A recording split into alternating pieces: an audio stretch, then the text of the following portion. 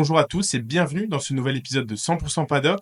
Aujourd'hui, notre équipe 100% à bloc revient sur le Grand Prix de Barcelone. Pour cette édition 100% B1, on retrouve autour de la table trois têtes que vous connaissez déjà. Et une nouvelle Morgane. Bienvenue tout le monde, content d'être là. Très content. Très content. Bien sûr, comme ça. Alors, avant de commencer à parler de la Formule 2, je veux quand même mentionner le très bon week-end des deux Français en Formule 3. En course principale, Théophile Nehl a signé une deuxième place. C'est son deuxième podium de l'année après Melbourne. Et Alessandro Giusti a terminé troisième en signant son premier podium de la saison. C'est quand même une belle performance de la part des deux jeunes Français. Donc, voilà, je voulais vous en parler. Mais là, on va aller avec toi. Élise, on va se diriger pour la Formule 2. Tu me parles quand même d'un week-end assez mouvementé. Ouais, alors ça commence le samedi, alors que Jacques Crawford semblait tout se diriger vers la victoire. Luc Broin et Leonardo Fornerali, l'intervention de la voiture de sécurité au 18e tour vient tout chambouler.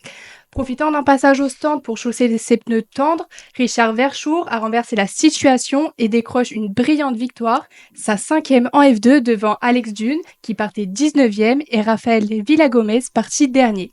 La course a été marquée par l'accrochage entre Gabriel Mini et Sébastien Montoya au premier virage, entraînant l'abandon de l'Italien et la sortie de la safety car. Arvin Lindblad, auteur de la pole à 17 ans, a été percuté par Verschoor au 14e tour et n'a pas pu faire mieux que la 9e place. Alors notre Français Victor Martins, mal parti, est remonté à la 6e place, tandis que l'autre Français Sabine Maguetounif a terminé 10e hors des points. Très bien. Et pour la course principale, ça s'est passé comment? Alors le départ se passe sans gros accrochages malgré un léger contact entre Victor Martins et John Bennett, mais sans grandes conséquences.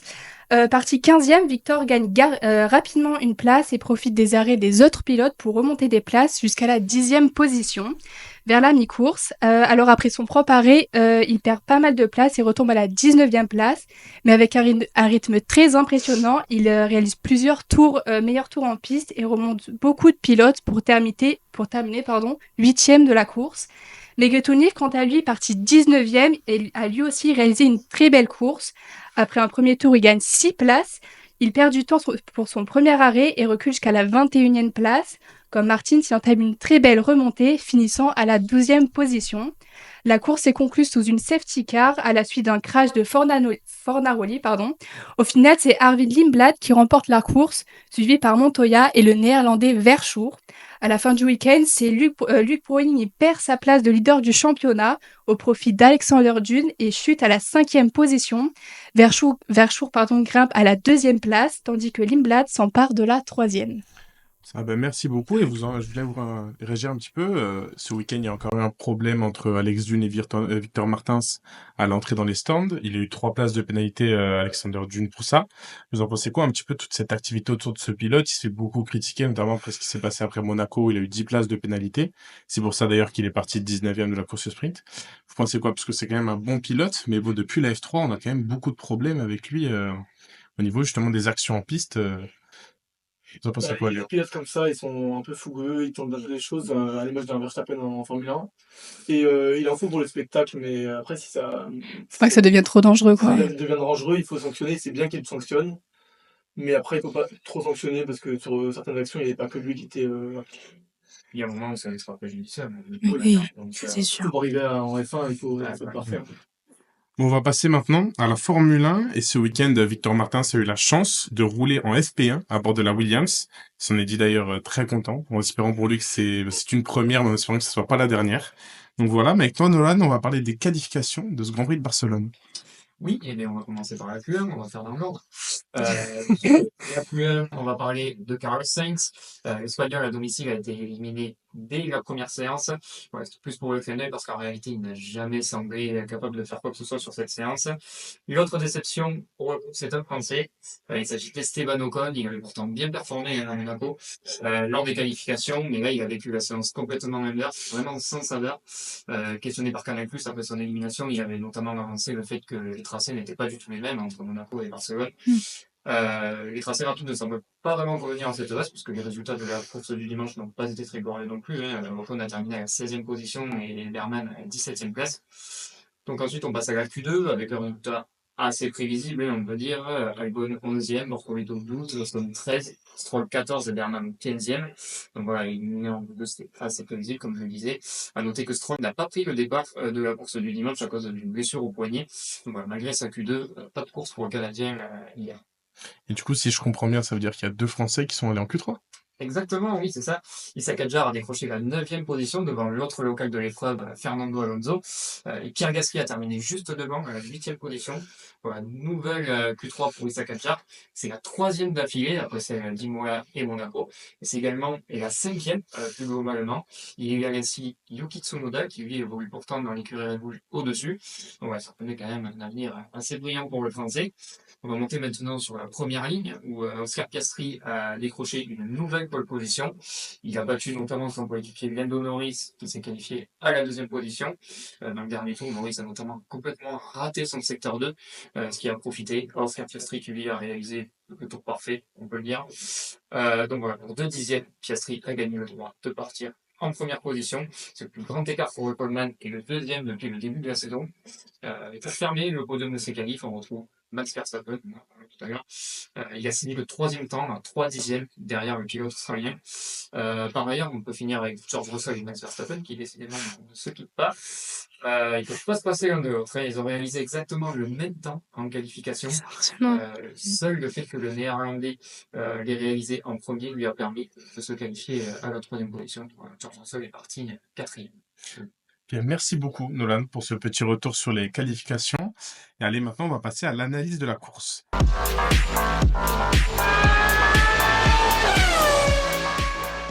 Et on commence avec toi, Élise, qui va nous parler du départ assez mouvementé quand même dans ce Grand Prix. Et ouais, il y avait de l'action autant sur le devant qu'au milieu de la scène. Alors pour commencer, Piastri il s'élance parfaitement et conserve les devants de la course. Derrière lui, Verstappen il prend un excellent départ et réussit à dépasser Norris dans le premier virage et prend donc la 2e position. Hamilton est lui aussi bien parti, il partit à la 5e position et il parvient à dépasser Russell qui partait donc, comme tu as dit Nolan, à la 4e place. Plus loin, Leclerc aussi réalise un très bon départ. Il double les 2 Mercedes dans le premier tour pour s'installer à une solide 5e place. Le plan est réussi, la Scuderia doit alors maintenir son plan en marche. Alors, à votre avis, qui a réalisé le meilleur départ? Hülkenberg. Ouais, Hülkenberg. Bien vu. De toute façon, ouais, alors, ouais, c'est en fond de grille que ça se passe donc. Hülkenberg s'est faufilé dans le trafic et gagne 5 places dès les premiers virages. Donc Léo, bah, tu nous en parleras un petit peu plus tard. Et ensuite, il y a eu un léger contact qui survient entre Lawson et Alonso au premier virage. Donc Lawson, il tente l'intérieur mais touche légèrement l'Aston Martin. Mais il n'y a pas eu d'énormes conséquences pour les 2 pilotes. Ensuite, du 2e au 10e tour, tous les yeux étaient rivés chez Ferrari. Hamilton et Leclerc, ils étaient donc l'un derrière l'autre. Et le Monégasque était largement plus rapide que le Britannique. Mais aucune aucune consigne n'est donnée pour le moment. Et Hamilton, il cède finalement sa 4e position à son coéquipier. Un départ assez mouvementé, vous en pensez quoi un petit peu de ce départ? Parce qu'il y a Verstappen qui a tenté un petit peu tout, Russell qui n'a pas réussi à réitérer de l'exploit de l'année dernière de faire 4e après. Ouais. Mais t'en as pensé quoi, toi, Morgane, de ce départ? Je trouvais que c'était un beau départ quand même, parce que j'avais hâte de voir le combat McLaren devant. C'est vrai que Piastri a fait un très bon départ. Il s'est pas laissé manger par Norris, donc franchement, même au milieu et à la fin, ça a été un très très bon départ. Il n'y a pas eu d'accroche, donc c'était plutôt un bon départ, ouais. Bah allez, maintenant, on va aller avec toi, Léo, et tu nous vas parler des stratégies assez différentes qu'on a vu apparaître assez tôt quand même dans ce Grand Prix. Bah, côté stratégie, avant la course, c'était une stratégie à 2 arrêts qui était privilégiée. On rappelle que Barcelone, c'est une piste favorable à une grosse usure des pneus. C'est pour ça que sur le GP, on avait droit au C1, C2, C3 les plus durs depuis le début de saison. Et sur ce week-end, le train de pneus à éviter, c'est du coup les hard. Et oui, parce qu'ils avaient un trop gros écart de performance par rapport au médium. Et surtout, le différentiel d'usure n'était pas énorme. Ça va entre guillemets à rien de les mettre. Et comme on a pu le voir en qualification, les écuries ont donc tout évité pour maximiser d'avoir les softs plus tard et avoir de moins en moins de hard. Ferrari, McLaren comme Mercedes, ils ont tous opté pour une stratégie presque identique, tous partis à l'origine pour faire 2 arrêts en utilisant medium et soft. Certains comme McLaren se sont décalés un peu sur le premier run en poussant les softs jusqu'au 20e tour. Une stratégie plutôt logique pour le Grand Prix de Barcelone et qui permettait de garder un sort de pneus rodé en cas de safety car plus tard. Et dis-moi, est-ce qu'il y a une écurie qui a tenté Ouais. un petit truc, un petit coup de Ouais, filou? un petit truc. Et Red Bull a tenté des stratégies, comment dire, un peu folles ou un peu bancales plutôt. Des personnes comme pour Tsunoda, c'était 3 arrêts qui étaient prévus. Et Red Bull partait respectivement troisième et dernier pour Tsunoda, vu qu'il n'y avait pas Stroll, c'était 19e, c'était la dernière place. Même de la voie des stands pour Ouais, Tsunoda après avoir changé de réglage sur l'aileron arrière. et très vite, ils sont passés par les stands. Il faut savoir qu'à Barcelone, la piste est très favorable aux undercuts à cause de l'usure de pneus rapide. Du coup, c'est pour ça qu'ils ont tout misé sur ça, peut-être un peu trop, parce qu'il y a une faille dans leur stratégie. Qu'est-ce qui se passe? Il y a une safety car. Et c'est étonnant, mais Red Bull n'avait rien prévu pendant les essais pour garder des médiums, des softs pour la course. Et ils se sont retrouvés à la safety car, à avoir plus de rechange médium soft. Et c'est une énorme erreur stratégique qui a sûrement coûté le podium à Verstappen sur ce week-end. Et vous en pensez quoi un petit peu ce coup de poker un peu tenté par Red Bull? Bah déjà, c'est rare un peu de les voir un peu rater stratégie parce qu'ils sont connus justement pour être très forts. Ouais. Et ouais, c'est vrai, enfin, on sait que Barcelone, c'est pas très réputé pour avoir beaucoup de safety cars, donc c'est vrai qu'ils pouvaient pas forcément prévoir, mais quand même, Ouais. quoi. Il y a jamais de risque Ouais. zéro, en fait. Donc, faut Ouais, c'est toujours, ça. C'est bizarre pour une écurie qui, l'an dernier, a surtout gagné Ouais, le c'est c'est ça. parce qu'ils n'avaient pas vraiment la meilleure place, que cette année, sur le Grand Prix-là, Mm. Ils avaient plus c'était d'options, en l'erreur fait. parce que, entre guillemets, il aurait fallu juste prendre moins de risques en essai Ouais. et il n'y avait pas de risque sur la course. C'était une tentative, 3 arrêts pour essayer de faire mieux et de battre les McLaren. Mais là, vraiment, c'est un peu n'importe Un quoi. raté, ça arrive. C'est raté, Ça a raté, ouais. Ça Et arrive ju- même au meilleur. Justement, pour rester un petit peu sur cette période de la course, Morgane, tu vas nous parler de cette fin de course, justement assez chamboulée par cette safety car. Effectivement, on a eu une relance qui a été assez folle, car on a pu voir un événement inattendu, la perte soudaine de pression d'huile sur la Mercedes de Kimi Antonelli, qui a suscité justement l'intervention de la voiture de sécurité à seulement 12 tours de la fin. Dès le 60e tour, pardon, tout s'est joué sur les derniers tours. Oscar Piastri en tête a géré parfaitement la reprise. Il a relancé dans le dernier virage avec précision et a pris tout de suite de l'air sur Lando Norris et a donc verrouillé sa position. Derrière, la situation a été bien plus tendue parce que Max Verstappen, troisième à ce moment-là, est en difficulté. Red Bull n'avait plus d'autre choix que de mettre des pneus durs dû à un manque de stratégie pour garder des pneus tendres ou médiums en qualification, comme on vient de le préciser. À la reprise, le Néerlandais a lutté clairement pour trouver de l'adhérence. Sa monoplace a légèrement glissé et cette hésitation a suffi à Charles Leclerc pour porter une attaque décisive. Chaussé de tendre, lui, le pilote Ferrari a su saisir l'opportunité de prendre la 3e place à Verstappen et pour monter sur le podium. Dans les tours suivants, les positions se figent. Piastri a su rester solide jusqu'au bout. Norris assure le doublé pour McLaren et Leclerc complète un podium bien mérité grâce à une lecture parfaite du timing et une stratégie payante. Quant à Verstappen, le manque d'adhérence initiale l'a condamné à défendre plus qu'à attaquer. Il limite les dégâts mais ne retrouve jamais le rythme pour revenir sur Leclerc. Mais dis-moi, ça s'est passé comment cette relance un petit peu au milieu, au fond de la grille? Cette relance, elle a été brève mais décisive et elle a tout changé. Elle a récompensé ceux qui avaient le bon choix de pneus, la bonne stratégie et le sang-froid au bon moment. Et surtout en 6 tours, tout s'est joué finalement. Et derrière, la relance a eu aussi des conséquences notables dans le fond de grille. Fernando Alonso, par exemple, a lui aussi offert aux spectateurs catalans une fin de course, pleine de panache. Parti en dehors du top 10, l'Espagnol a profité de la relance pour remonter plusieurs positions grâce à une stratégie agressive et un dernier relais bien géré. L'Espagnol termine à la 9e place, lui permettant de marquer ses premiers points aussi. Il a démontré une fois encore son sens de la gestion et de l'attaque, même avec une monoplace en retrait pour ce week-end. Côté français aussi, belle course pour Pierre Gasly et Isaac Hadjar, qui terminent à la 8e et à la 7e place, rentrant dans les points. En revanche, week-end très très compliqué pour Esteban Ocon, qui termine seulement 16e. Quant à Hülkenberg, il a connu une très bonne fin de course en finissant 5e, mais on en parlera un peu plus tard dans le Maestra. Merci beaucoup. Merci Morgane pour ce retour sur cette safety car. Et justement, toi, tu vas nous parler, Nolan, de quelque chose qui s'est arrivé juste après, qui a un petit peu fait parler tout le monde Ça de la fait tourner Formule 1. des têtes. Ah oui. Clairement, j'ai tout simplement une petite question à vous poser. Est-ce que vous êtes plutôt film ou série? Film. Ouais, film. Ouais, film. Ben, moi aussi, à la base, j'ai fait ça. Mais franchement, en ce moment, je crois que j'ai trouvé vraiment la série numéro 1. Tout ça. Vraiment, il n'y a pas de qualité. Moi, j'ai vu le nouvel épisode dimanche Mm. de ce Verstappen. Et franchement, je trouvais qu'il y avait énormément d'amour entre les deux personnages. Donc, pour remettre un petit peu de contexte, peu après le retrait de la voiture de sécurité, les pouvoirs de Verstappen n'ont pas encore semblé très chauds. Super stratégie. Ouais, là, ça a été un raté complet. Il a parlé, il perd du temps, il se fait peur. Charles Leclerc en profite pour le doubler. Mais c'est là qu'intervient son meilleur ami, George George Russell. Voilà, le Britannique a poussé le Red Bull, le pilote Red Bull dans l'échappatoire. Après ce virage, Verstappen est resté devant. Et alors qu'il demande à la radio que Leclerc lui rende sa place, là, coup de théâtre, son ingénieur lui demande de laisser sa place Mm. à George Russell. Donc le quadruple champion du monde s'est un petit peu énervé. Et quelques mètres plus tard, il a freiné pour instantanément accélérer. Sauf qu'on était dans un virage et qu'il en a profité pour percuter son meilleur ami.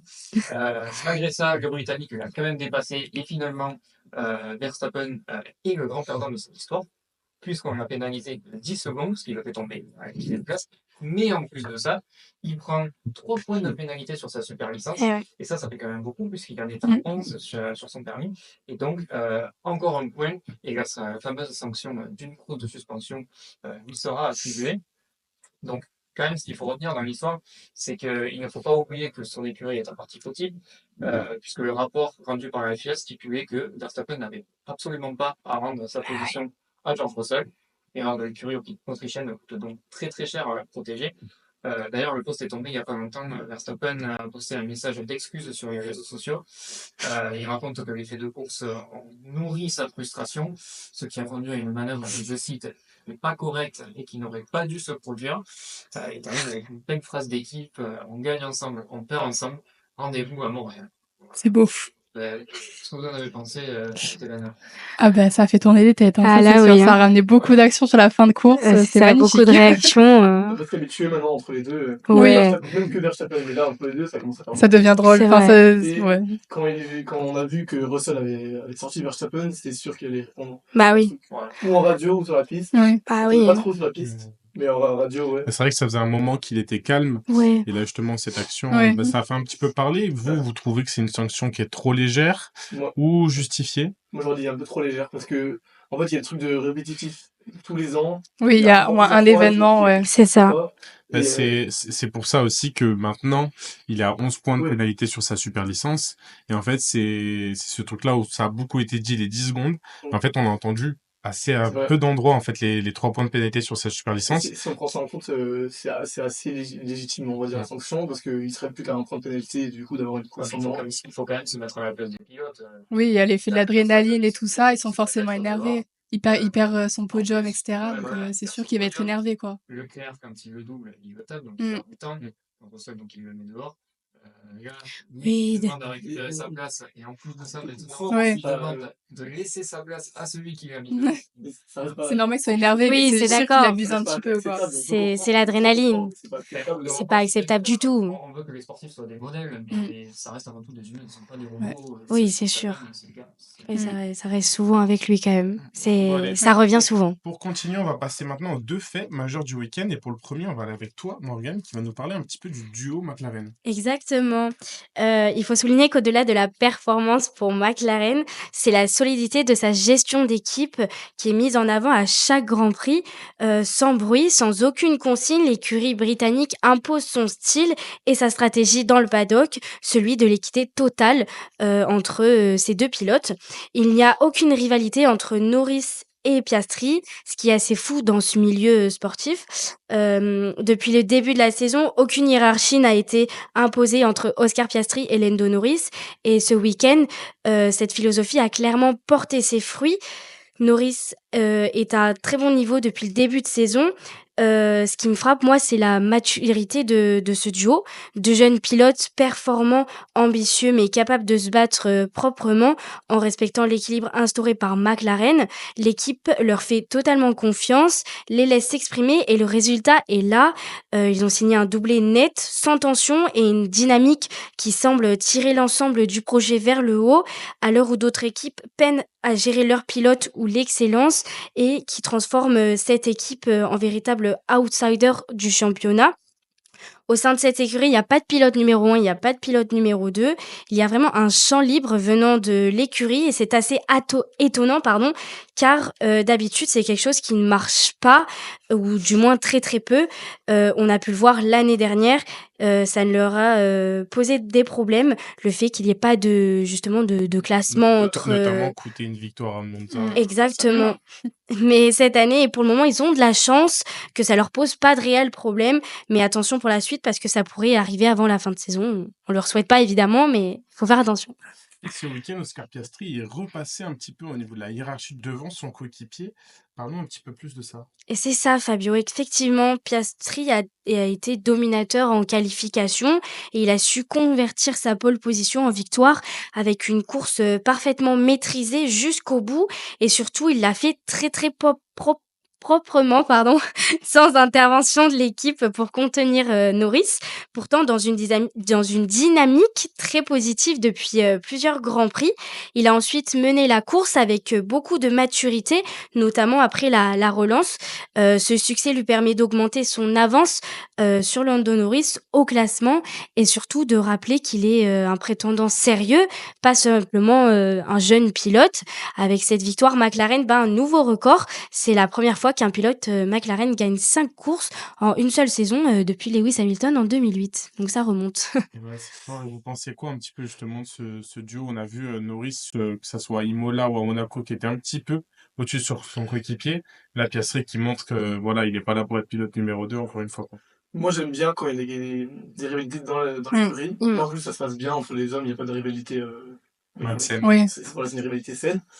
Mais dans l'histoire, c'est les meilleures rivalités, c'est entre coéquipiers. Mais le problème, c'est que le moment donné, Ça va péter. Ouais. À un moment donné, ça va péter. Hein. Et le problème, c'est que quand il y a deux dans la même écurie, c'est mieux pour le spectacle, on est d'accord. Mais Pour l'équipe, c'est pas le... Ouais. Pour avoir le titre, c'est un peu risqué, parce que là, on était à Barcelone, on se souvient qu'en 2016, Barcelone, c'était Ouais. fou. Mais Et Paris, c'était des coéquipiers en plus. ouais, C'est ça. ouais, je crois que c'est Mercedes, mais ouais, non, mais moi, je suis content, moi, je le préfère, mais d'un point de vue stratégique, je pense que c'est un peu une erreur de pas avoir une hiérarchie claire. Je pense que McLaren se cache un peu. Ouais. Ils ont pas envie de cachent un choisir peu leur parce que jeu, je chacun, pense. enfin, chaque dirigeant de McLaren, on va dire, ils ont un peu leur chouchou, etc. Donc, ils ont pas envie de mettre un numéro 1.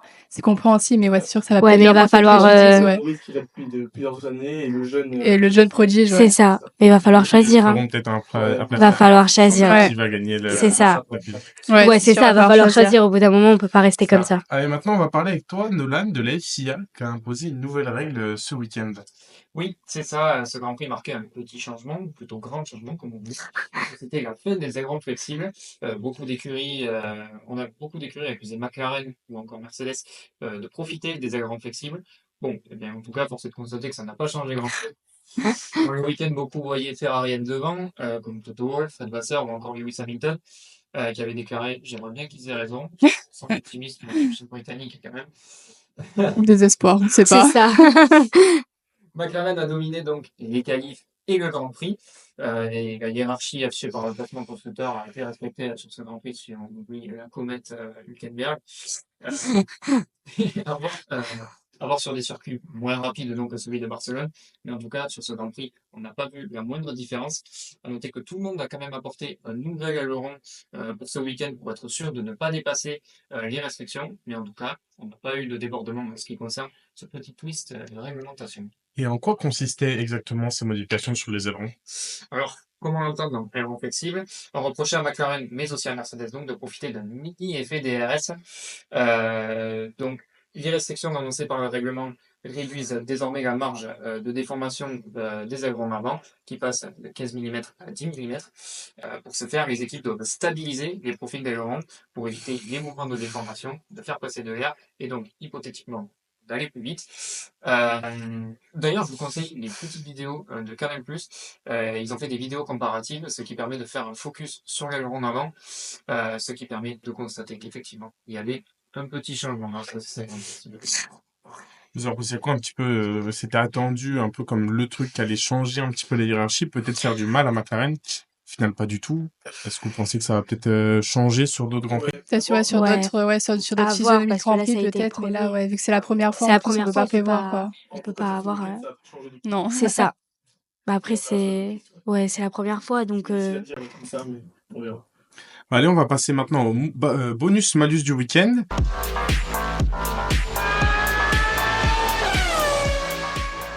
Et on va commencer avec la meilleure radio du week-end et on l'a attribuée à Max Verstappen. Et il a d'ailleurs fait penser un peu, on l'a pas mis en meilleure radio du week-end, mais à une qu'il a fait à Monaco. Donc il s'était plaint de sa radio en disant qu'il avait une boîte de vitesse qui fonctionnait comme s'il était en 1973.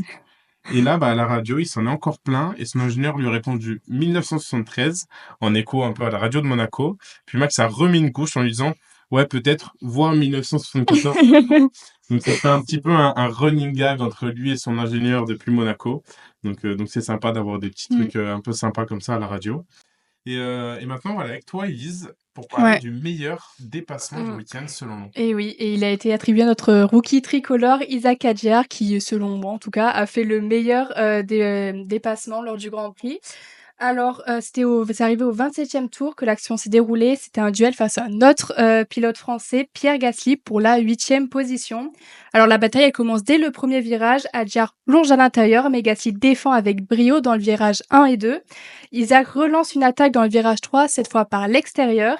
S'ensuit une lutte roue contre roue jusqu'au prochain virage. Et Isaac Adjar parvient à garder une vitesse impressionnante dans le 4e virage et dépasse proprement, audacieusement et spectaculairement notre autre Français. Alors en général, le week-end d'Isaac Adjar était très très bien réussi. Il s'est qualifié 9e, il a dit Nolan, avec un passage en justesse en Q2 et il termine 7e du Grand Prix. Il a d'ailleurs déclaré sur les antennes Canal que c'était peut-être son meilleur Grand Prix de l'année. Il devient le premier Français au classement pilote derrière Ocon et grimpe à la 9e place du classement. Juste devant Ocon, si je dis pas de bêtises. Il vient de passer Ocon. Ah, Il vient de passer Ocon au classement. Vous en pensez quoi un peu de ce dépassement? Parce que déjà, c'est beau de voir des Ouais. Français se battre Ouais. ensemble, mais surtout le respect que l'un a pour l'autre et en fait oui, mutuellement. ils sont amis. C'est en ça. Ce plus, ouais. dépassement. Non, C'est franchement, ça, c'est ils magnifique. étaient Ouais. en train de regarder le match ensemble. Mais ouais, non, c'est beau de voir des pilotes vraiment se respecter sur la piste, se donner de l'espace et voir des belles à actions. l'extérieur, en plus. Ouais. C'est beau, ouais. C'est beau de voir des bagarres pour les points. C'est ça. Dans des années compliquées, même s'il y a eu la victoire d'Ocon 2021, Gasly 2020. Mais l'an dernier, à part le podium au Brésil, Alpine, c'était très compliqué. Et là, Adjar qui arrive à rentrer dans les points à chaque Grand Prix quasiment, c'est magnifique. Là, Non. sur le Pour sa triple première header, année, il a en fait plus, ouais. 3 fois les points d'affilée. C'est ça. Donc c'est assez Même pas dès mal. qu'il est en qualif, il est super. Mm. Là, en vrai, on se régale avec son rookie. Et là, maintenant, on va aller avec toi, Léo, Ouais. parce qu'on va parler de notre maestria du week-end. Et C'est qui ça. d'autre que Nico Hülkenberg pour notre maestria du week-end? Parle-nous un petit peu de sa course folle. C'est ça. Alors, il est parti 15e et il a fini à 5e place. Ouais, Petite c'est place. beau. C'est magnifique. Après un départ fabuleux, il était déjà 10e à l'entrée du second tour. Il est rapidement rentré au stand et a opté pour les médiums. Il a ensuite pu réaliser l'undercut sur ses opposants pour les points. Il s'est maintenu autour de la 9e place avant de passer les pneus tendres au tour 47. Au moment de la safety car, Hülkenberg est 8e. À la relance, il arrive à dépasser Adjar grâce à un train de pneus un peu plus frais que ceux de la Racing Bulls. Dans les derniers tours, il prend le meilleur sur Hamilton, qui lui a été un peu inoffensif, qui voulait éviter de perdre trop de temps par rapport à Adjar qui arrivait juste derrière. Il passe le drapeau à Demi avec la 6e position, donc 9 places, c'est énorme. Et après la sanction de Verstappen, il finit finalement 5e.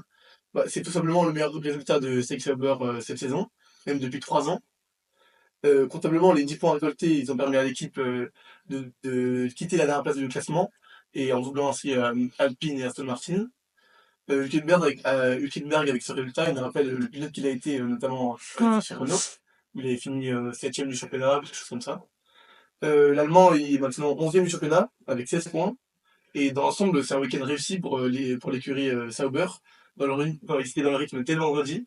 Même Bortoletto a réglé un beau Grand Prix. Il finit pas finalement dans les points, mais une deuxième place assez solide pour un rookie quand même. Et du coup, Hülkenberg à Barcelone, c'est une masterclass qui donne de l'espoir pour la suite de la saison.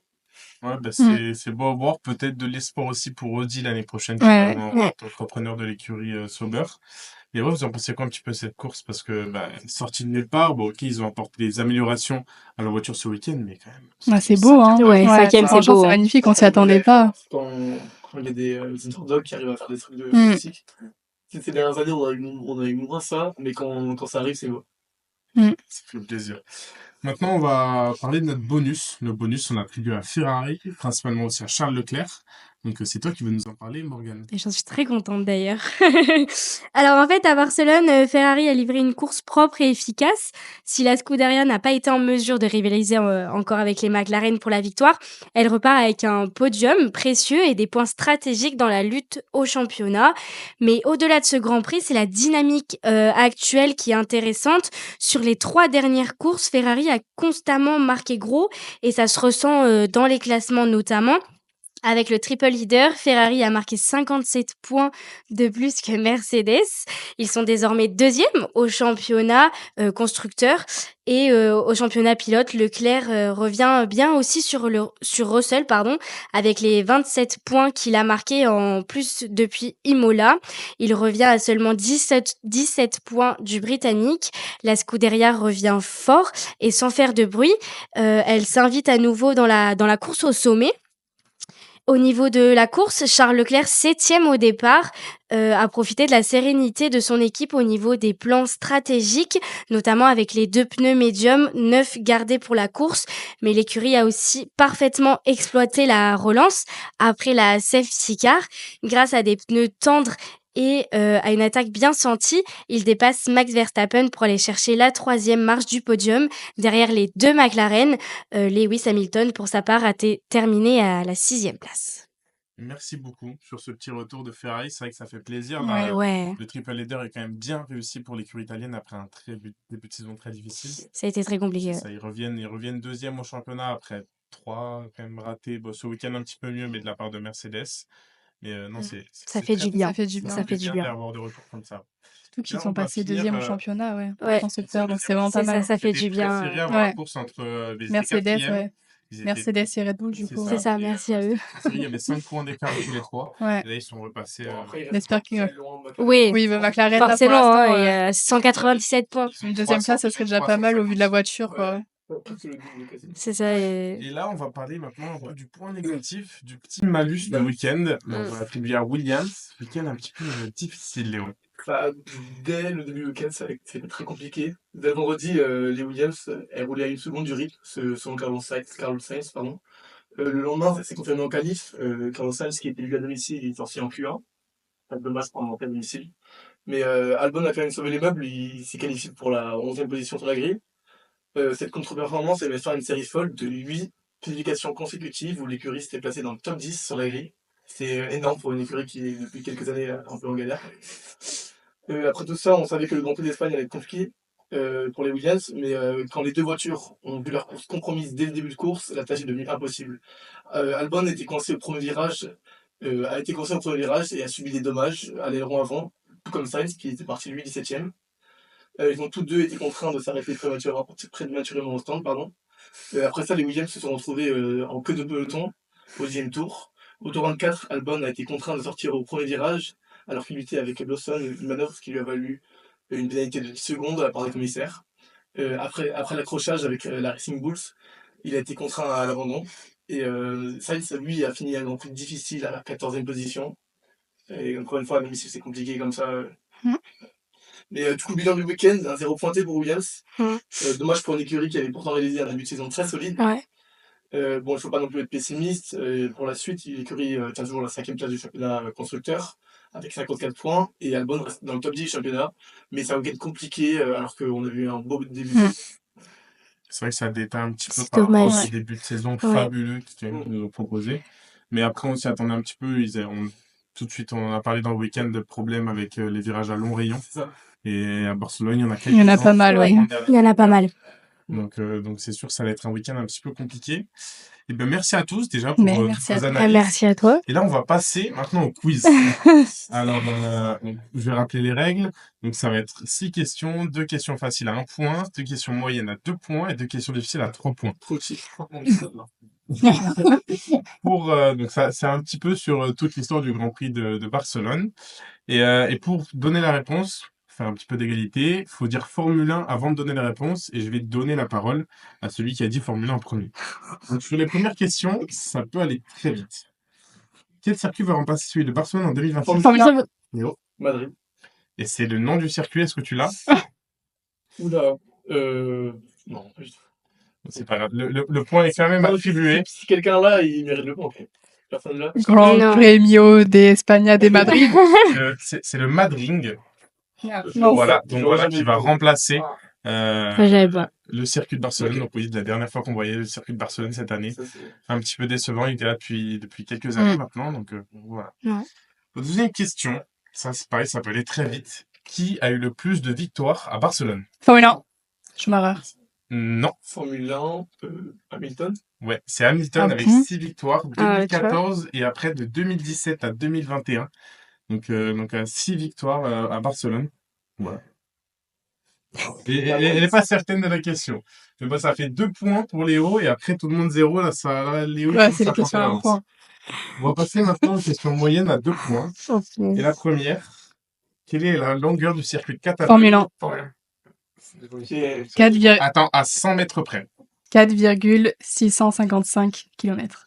Ok, c'est très très très proche. C'était à 4,657 km. Oh, bien joué. Donc là, bravo. Je pense qu'elle avait révisé. Ouais. Parce que pour l'avoir, je me suis dit Non, que non, je l'ai pas, si sinon. j'ai piégé quelqu'un sur celle-là. Et voilà, toujours un petit peu sur l'histoire du Grand Prix de Barcelone.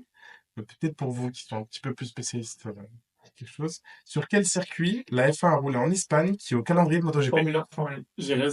Et ouais, c'est Jerez. Donc ils Ouais. ont roulé entre T'as pas le point. 86 et T'as pas fait l'accent. 90. Ils ont roulé entre 86 et 90 pour le Grand Prix d'Espagne. Et après entre 94 et 97 pour le Grand Prix européen. Et d'ailleurs, on a vu un petit truc sympa quand même en 97. En fait, on a 3 pilotes qui étaient à égalité pour la pole position. Donc tous Ouais. les 3 en 1 minute 21 secondes et 72 Villeneuve a eu millièmes. la pole finalement. C'est ça. Villeneuve, pole position, Schumacher deuxième et Frenzen troisième. Donc comme tu l'as expliqué tout à l'heure, c'était en fonction de qui faisait le tour en premier. Mais voilà, souvenir un petit peu sur le Grand Prix de Jerez. Voilà, Léo, il commence à prendre beaucoup d'avance. Là, ça va plus trop. Nolan Morgan, c'est le moment de marquer les points. Alors là, c'est question difficile, donc 3 points par question. Ok. En quelle année s'est déroulé le premier Grand Prix d'Espagne en Formule 1? Formule 1. Léo? 1971. Faux. 91. Faux. Ah. Pas de Barcelone, pas sur le circuit catalan. Formule 1. Ah. Alors, attends. Mais en fait, Allez hop, ça passe. non. C'est trop long. Formule 1, 62. Non. Je vais dire, allez à 5 années près maintenant. Formule 1, 50, 59. Non. J'arrête pas du tout de dire la même chose, je croyais que c'était 73 quelque chose comme ça. Personne là? Je dis 76. Mais moi, en fait, les infos, elles sont avant que les championnats de Formule 1 ont commencé. Est-ce que Ouais. c'est un indice ou pas? Alors, Je les suis bon ou premiers, pas? non, mais dans l'histoire du championnat de Formule 1. Ouais, ok. Quelle année? Bon, là, il n'y a plus de réponse. C'était en 1951. C'était sur le circuit de Pedralbes, pardon. Ok. Donc, c'était le dernier circuit de la saison de Formule 1 à l'époque. Et Juan Manuel Fangio a gagné ce Grand Prix-là et a été sacré champion du monde juste après ce Grand Prix-là. Ok. On rappelle que c'est quand même un 5 champion du monde. Donc, Ouais. voilà. Et là, dernière question sur le circuit de Madrid. Oh, waouh, j'ai pas du tout précisé. Ok. Est-ce que, alors, à 3 près, est-ce Ouais. que vous allez avoir le nombre de virages? Formule 1, alors, je dirais... Oh, punaise, je dirais 22, mais vraiment... C'est 22. Mais non, Ouais. j'ai vraiment dit au pif. C'est 22. Et Morgane qui remonte et qui marque 3 points à la fin. Bah alors, Nolan. Alors, c'est une belle victoire de Léo. Canal+. Ils l'ont mis. Mais Nolan, j'ai quand même envie que tu marques des points. Du coup, j'avais préparé Il a une pris question Paris bonus. MotoGP. Ah, En- mais j'ai trop là. J'ai préparé une question de bonus en cas d'égalité. Donc s'il te plaît. Nolan, elle est là, pour toi, celle-là. tout le monde. on te la laisse. Non. Ouais, méchante, hein. Quel autre pilote de Formule 1 a 6 victoires en Espagne? Formule 1. Bah ouais. C'est Léo qui est en premier. Ouais, c'est bah oui, Schumacher. Schumacher. En fait, tu l'as dit tout à l'heure, mais tous n'étaient pas au Grand Prix de Catalogne. C'est Il y en pour ça avait que... à, ouais, c'est Eh ça. oui. Il y aux en autres, avait, ouais. c'est pour ça À que... Bex, Gérardès, C'est tout comme ça, ça. d'autres circuits. Donc voilà, en 95, 96, des de 2001 à 2004, après l'époque majestueuse Ouais. de Ferrari. Donc voilà, bah, c'est Léo, bah, en plus, qui gagne la dernière question en bonus. Et voilà, Léo, donc avec 4 points, qui gagne ce petit quiz. Donc merci à vous. Merci Merci à à toi. toi. Voilà, c'est fini pour cette émission. Donc merci à vous quatre pour vos analyses. Merci à vous dans le chat de nous avoir suivis. Et surtout, bah, c'était la dernière émission de cette année avant notre retour en octobre. Donc durant tout l'été, vous aurez des vidéos sur les réseaux sociaux. Donc comme à son habitude, la présentation des circuits, etc. Et peut-être même d'autres nouveaux contenus. Donc merci aussi à Samy, l'homme derrière la caméra, on y pense toujours. Donc restez connectés. N'hésitez pas à aller voir 100% Paddock sur Instagram. Et à très très vite sur 100% Paddock.